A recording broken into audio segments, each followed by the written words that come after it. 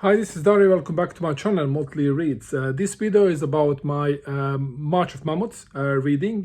In March, we read books that are 700 plus pages, and the book that I read is this one. The name of the book is it's a book in Swedish. It says the title is "Det står ett rum här och väntar på dig. Berättelsen om Raoul Wallenberg." Translation: There is a room here that is waiting for you. A story about Raoul Wallenberg by Ingrid Carlberg. The book is a winner of the August Award 2012, and the August Award is the biggest literary award in Sweden for literature written in Swedish, and both fiction and non-fiction are awarded with this prize. So, what is the story of Raoul Wallenberg? I think that many of you know about Raoul Wallenberg. He is one of the great heroes of our time. He was a Swedish businessman and diplomat that during World War II was operating in Budapest in Hungary, and through his actions, almost 100,000 Hungarian Jews were saved from Holocaust. He was subsequently arrested by Soviet troops, and he disappeared and was executed in a prison, Lefortovo prison in Moscow.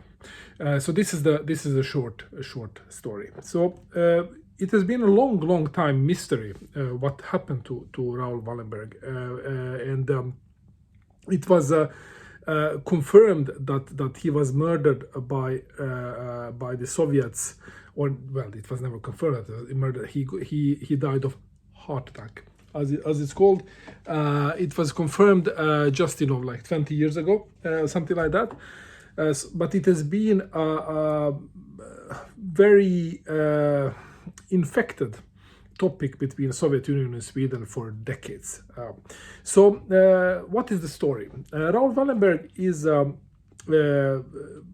was a member of a very well-known Swedish family, Wallenberg family. It's an industrialist family, and it is arguably the most influential and affluent family in Sweden. I would say that their influence is stretching far beyond Sweden, on European and even on a global scale. They are extremely wealthy. They control many large Swedish enterprises like Ericsson, like Scania, for instance, AstraZeneca, the pharmaceutical company. They control one of the world's largest private equity firms, EQT. They control one of the world's most important banks for management of private wealth, SEB Bank. So it is fairly important family. So he was a part of that family, one of many members, and early on he went his own way because he was kind of more of an artistic type of guy. He became architect, educated in the U.S., came back to Sweden. It didn't really work in a family business. He went his own way. He just had to do it. He was viewed as a bit odd in the family. So through different turns of events, he ended up in Hungary, working in trade, basically working with export and import of food, and that's where he was when the World War II started. Now during World War II, as you all know, the Holocaust was ongoing, and one of the architects of Holocaust was Adolf Eichmann. Adolf Eichmann was one of the officers in Heinrich Himmler's SS, and he was, he was responsible for deportation of Jews. He was subsequently, after World War II, he fled. I think he fled to Argentina, and then he was arrested in Argentina by Mossad, brought to Israel for a trial, and then persecuted and then executed. And there is the political philosopher Hannah Arendt. She wrote a book about Adolf Eichmann. It was called Eichmann in Jerusalem: The Banality of Evil. I don't have that book, but I have this book, The Last Interview with Hannah Arendt, where she's talking about Eichmann. It was, it was really an evil figure. And this guy, he was operating in Budapest and among other places. Back by the end of the war, 43, 44, he was in Budapest, and the objective was to get out all the Hungarian Jews to Auschwitz and kill them. And the Hungarian Jews were in pretty, safe situation up until end of 43, beginning of 44, because at that time Hungarian government was not really playing ball and didn't want to participate. They were allied with Germany, but they didn't want to participate in the Holocaust. They were forced through a coup start deporting Jews, and then situation became very difficult, because in Hungary and in Budapest it was a huge Jewish population. Now during the war, Sweden was a neutral country, and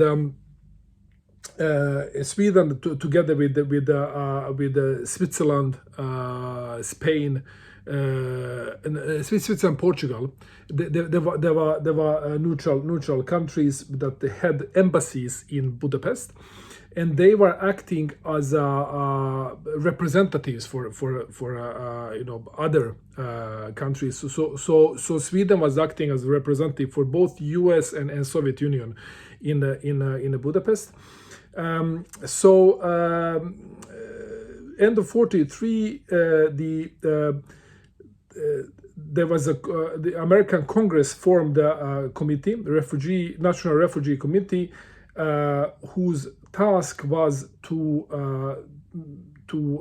support actions in saving, Jewish population from a Holocaust. They reached out to Swedish government and asked for help in Budapest, and the Swedish government investigated how they could help out, and they found Raoul Wallenberg, who was at that point of time, doing business in Budapest, and they asked him for support, and he was given diplomat status, and so and he moved into action. So what he did, he invented a special protection passports, whereby Jews were given Swedish citizenship and were protected by a Swedish government as Swedish citizens in Budapest, and because of that they were not forced to wear yellow stars. So he was starting to issue these passports, and Sweden was working with this. They were neutral country. They were trading with both Germany and the Allies, and they were utilizing bureaucratic loopholes to create, this mechanism that Wallenberg was working with on the ground. Germans were very frustrated, but they couldn't go against the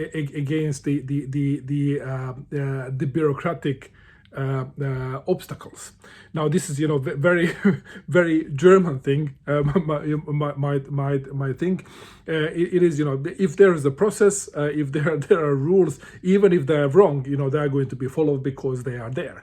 So this process was created, and Germans were really respecting this process, and Sweden was able to do this. Switzerland was doing as something similar as well. Eichmann was completely outraged. He hated Wallenberg more than anything else, and This was the government, Hungarian government was a bit supportive of this as well, because they didn't like all these deportations. So Wallenberg was working very much with this. Germans tried actually to to snap these Jews to do some undercover deportations, but Wallenberg would step out with his staff, forced everything back. So it looked for a while that he's going to be very successful with this. And then Hitler just he got enough of what he called this nonsense. At the same time, he discovered that Hungarian government was negotiating with the allies, and that they were considering actually to switch the sides. Then Hitler decided actually to push out the the Hungarian government and instate a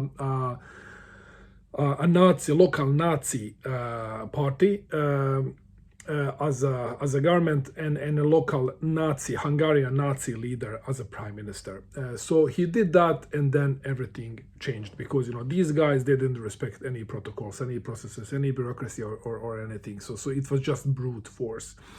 And there, Wallenberg had to step in with his staff and risk his life on everyday basis, fighting these guys and trying to stop them to execute deportations of his Jews, while at the same time continuing to issue these different types of passports. So this has been the description of the events in the Budapest during that time. It was just terrible, and the local these local Nazi guys, they were supported by a part of population as well, and because the anti-Semitism in Hungary, unfortunately,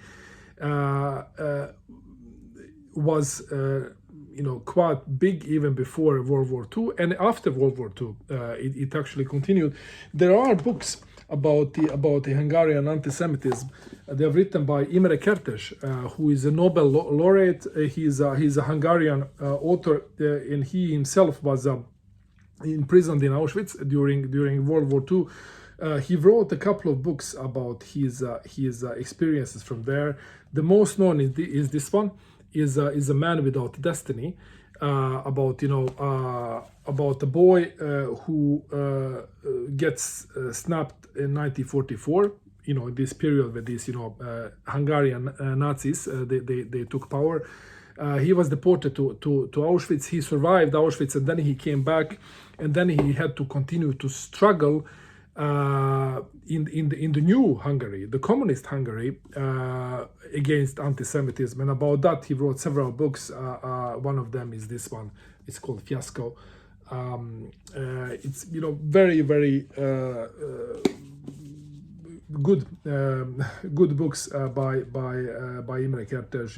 He's writing in a very engaging way.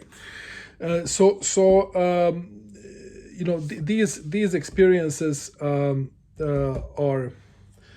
very horrific to read, and then when you realize that this is just one person among the millions, and in cases of Hungary, hundreds and hundreds of thousands who were subjected to this, then you realize the size, the magnitude of suffering, and what actions of a person like Raoul Wallenberg really meant for the people that got saved and got through this horror. So he was fighting to save as many as possible of the Jews, while Soviet troops are coming closer and closer to Budapest, and he and his staff, they were waiting for Soviets. They were begging for Soviets to come, because it's saviors, it's allies. They're going to free them. So when Soviets entered Budapest, and pushed out the German troops, Raoul Wallenberg and his driver, they went to Soviets, welcomed them, and wanted to meet with officers to start plan on how to rebuild Hungary, how to work together. but things, were very, very strange. And they got captivated by Soviets. First, it was like, kind of protective. It was not imprisonment, but they were not. They were captured, but they were able to move around. But they always need to have a chaperone. And then after a while, they were right of captured, and they were taken to first Lubyanka prison in Moscow, and then Lefortovo prison in Moscow. And it was during it was reconstructed from the stories of people that met him in prison, what happened in prison. Basically, he was kept there without trial, and he was executed. Just one day came his turn, and everything was over. And when I read about his time in this Soviet imprisonment, how it was described, and how his co-prisoners described this, it was very, very alike this story, a classic by Arthur Koestler. It's in Swedish it says natt klockan 12 på dagen, midnight at 12, midnight at noon in its translation in English. I don't know what is the original title. The spring came, and with that came mosquitoes as well. I didn't really expect them, and they are not welcome at all. But it is what it is. Better that than the snow that we just had a couple of weeks ago. Anyways, this book by Arthur Koestler is describing a similar situation about a prisoner, about a party functionary called Rubashov, that was just on a fabricated charges, was imprisoned, and then he was heard a couple of times, and they, it was very, very strange situation, and then finally he was just taken out. And the way Wallenberg is and Wallenberg's colleagues are experiencing Lubyanka and Lefortovo, it's very, very similar to this one. It reminded me very much of that. Nevertheless, this happened, but the family didn't really know anything, and this Swedish government didn't know anything. The Swedish government really didn't want to. They were kind of a.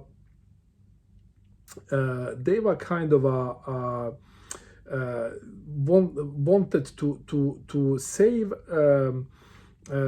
Wallenberg, but not very much. If you know what I mean, they didn't want to annoy Soviets, because Soviets were pushing back. They were pushing back on Swedes, suspecting them of collaboration with Nazi Germany, suspecting them of collaboration with the Americans. Also, by the end of the war, lots of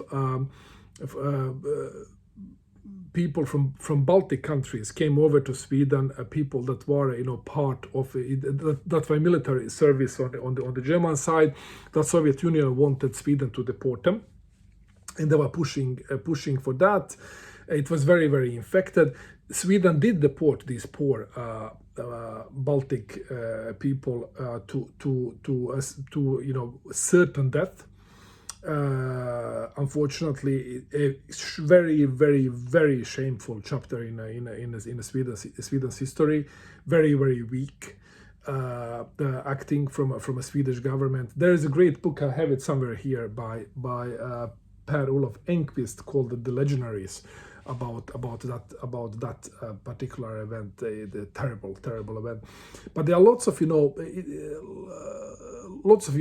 beef between Soviet Union and Sweden. So they kept this whole Wallenberg thing on a side, that didn't really push very much throughout the whole all Stalin years, and well into Khrushchev's reign. And then after a while they started pushing. Soviets were very, very annoyed. There was, some incidents between Sweden and Soviet, where Swedish Air Force was carrying American spying equipment, and the Swedish planes were shut down by Soviets. Lots of tension during Cold War. So the Swedish government was, when they finally started searching for Wallenberg, they didn't get any answers. It was just, very, very tense and very, very annoyed. Then, 1989, Berlin Wall fell down, KGB archives opened, and then, the information started coming, and then finally, the everything that we know about what happened to Raoul Wallenberg came out back then. Came out then, and terrible story. He was victim of the paranoid, savage Stalin government, who was killing everybody, killing their own people. Stalin allegedly killed 20 million Russians before, throughout, and after World War II. The feared NKVD that became KGB has been really executing everybody in the party ranks, so it is not very strange that they did to Wallenberg what they did, and also especially since they had lots of suspicions against Sweden. They had lots of suspicions against Valenberg family, because Valenberg family, as I said, very influential. There are lots of books about Valenberg family. Here is the one. The latest one, I think, it's by Gunnar Wetterberg, Valenberg Family Empire. They were active in business, but always active politically in the background, and they had really close relationship with the prominent Nazis, like Walter Schellenberg, even Göring. And they were also mediating negotiations between Nazi government and the Americans, and this, of course, was known to Russians, and that's why they suspected this whole thing. That Wallenberg now is doing this thing with the Jews in Budapest, which is financed by Americans. And at the same time, his cousins, they are negotiating between Germans. They are managing negotiations between Nazi Germany and the Americans. And then, after World War II, the anti-Semitism in Soviet Union was developed very, very quickly due to Stalin's paranoia that the Jewish lobby is working against him from the US, and are working against him against Soviet Union. So this whole thing of basically being a Jew was not really very welcome in Soviet Union. So again, Swede of Wallenberg family saving Jews, all of that, it was everything was just negative in Soviet eyes. So they just took him out as an enemy, or as a spy, or whatever they regarded him to be. Those were the times, and then in a way that Soviet was managing this, the way it was lots of silence and lying and deception, and then at the end of the day, it took decades to dig out, to figure out what happened to Raoul Wallenberg. But all of that happened, and what stands is that he managed, together with his co-workers, to save tens of thousands, and some people say even up to 100,000 Hungarian Jews, whose descendants now live around the world. There are millions of people who have Raoul Wallenberg to thank for their existence. A true hero, and I'm really, really glad that I read this book, and I hope that eventually it will get translated in English. And those of you that are Swedish speaking, I warmly recommend you to read this. So yeah, thank you very much for watching this, and until next time, take care, bye.